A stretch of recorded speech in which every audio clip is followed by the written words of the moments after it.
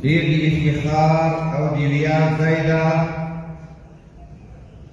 چې نن د افغانستان علمي قشر د مدارسو علما او شیوخ کرام د پوهنتون استادان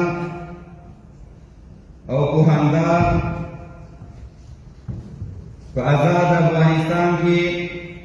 د اسلامي امارت په برکت د تحصیلات عالی په برکت د کابل د پوهنتون په ابتکار سره د لوړو زده کړو د پیاوړتیا د ملي کنفرانس په دغه کابل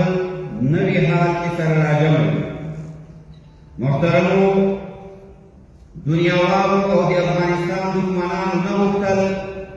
چې د افغانستان دغه دوه علمي قشرونه په یو ځای باندې کړي خو د الله جل جلاله نه ډېر منندوی او شکریه ادا کړو چې الحمدلله نن د مدارس علما او شیوخ کرام او د افغانستان ټول علمي قشر او پوهندان او استادان په یو تالار کې د ونو په ځای باندې سره ناست زنده باد تحصیلات عالی او زنده باد د کابل پوهنتون چې داسې مواقع موږ ته راکړه ډېره مننه کوو د تحصیلاتو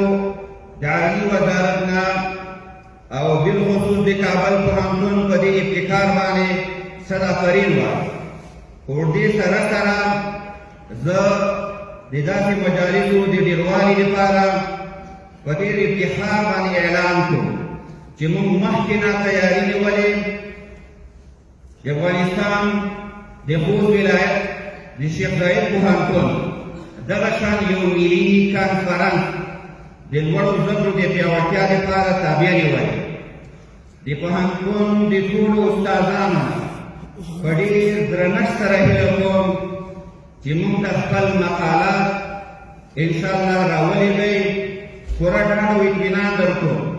چې کوم امتیازات د کابل پوهنتون لخوا درکول کېږي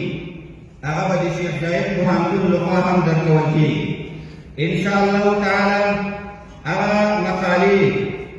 چې د علمي کمیټو لخوا رامشخصې شي هغه به د علمي ژورنال ته وړاندې کېږي د تاسې د همکاریو په هیله بیا هم د اسلامي امارت او بالخصوص د تحصیلات عالی وزارت او خاص کر د کابل د پوهنتون د ادارې او رئیس څخه ډېره مننه چې موږ ته دغه شان مواقع برابر کړي